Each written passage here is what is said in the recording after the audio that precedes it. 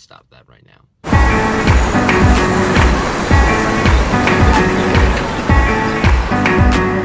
Jason Bourne is directed by Paul Greengrass. It stars Matt Damon, Julia Stiles, Alicia Vikander, Vincent Cassel, and Tommy Lee Jones. This is the 5th Bourne film, but it's the 4th one with Matt Damon. And he's coming back to the role as Jason Bourne. It's been 9 years since we last saw him on screen with 2007's The Bourne Ultimatum. So now he's back. In this film, Bourne has to discover some elements from his past.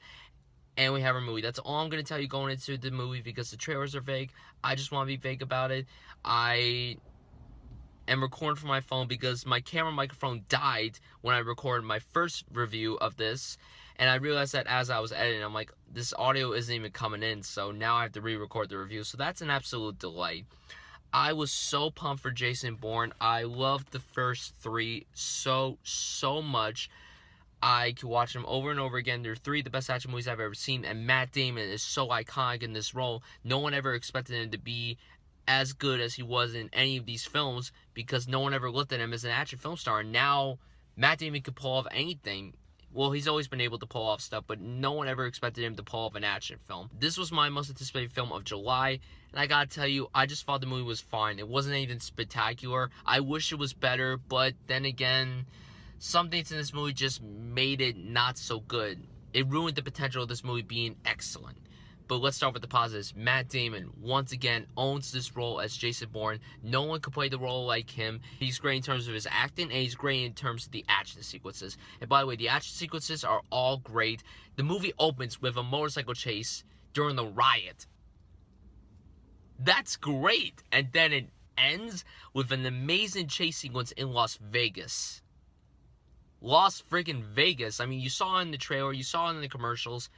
It's very well done. And most of the acting, actually no, all the acting in this movie is great. There's no qualms with the acting. Julia Stiles is great once again as Nikki. Alicia Vikander is fantastic. Probably my favorite performance in the film. She's now one of my favorite actresses. I mean, she's an Oscar winner. People need to know her more. People need to appreciate her. If you guys have not seen Ex Machina, or even The Danish Girl, like The Danish Girl f***ing sucks, but she's amazing in it.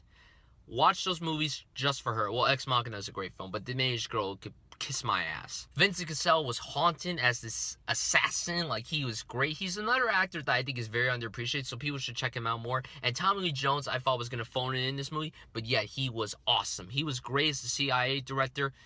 Loved his performance in this movie. Like I said, the action was all well done. Oh yeah, Riz Ahmed's in this movie too. Rick from Nightcrawler, and he's currently on that show The Night Of, which everyone says is fantastic. My parents say it's great, and he's going to be in Rogue One. He was very good in this movie, although his character just kind of annoyed me because the storyline of his character involves someone with social media and stuff. I hated that storyline. It didn't really fit with the tone of Bourne. It didn't really feel like a Bourne story. The stuff with the CIA and stuff, like, I mean, we've seen that before, but it worked well because that's generally what works in these Bourne films, in my personal opinion. And also, the movie just felt way too long. The movie clocks in, I think, at 2 hours, and the last one, hold on, I'm going to read it right now. Okay, so Identity is an hour and 59 minutes, Supremacy is an hour and 49 minutes, and Ultimatum is an hour and 56 minutes. This felt so long. The other 3 films fly by. I mean, they have a nice slow burn to them, but the thing is, the slow burn aspect doesn't really work super well in this movie, in my opinion, because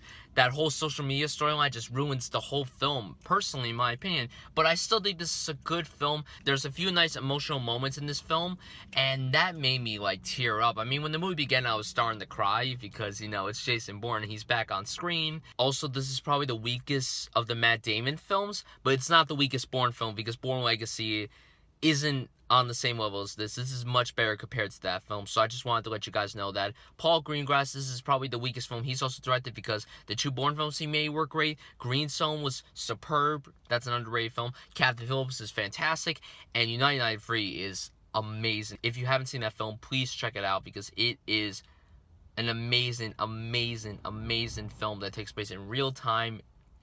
It felt like I was on that flight. It was insane. Check out that film if you haven't seen it. But yeah, overall, this film could have been a lot better. It wasn't bad by any means, but it could have been something so much better.